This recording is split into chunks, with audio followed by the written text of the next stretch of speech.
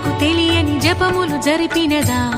మురళీ సఖీ వెనుకటి బ్రతుకున చేసిన పుణ్యమిదా తనువును నిలువున తొలిచిన గాయములే తన జన్మకి తరగని వరముల సిరులని తలచినదా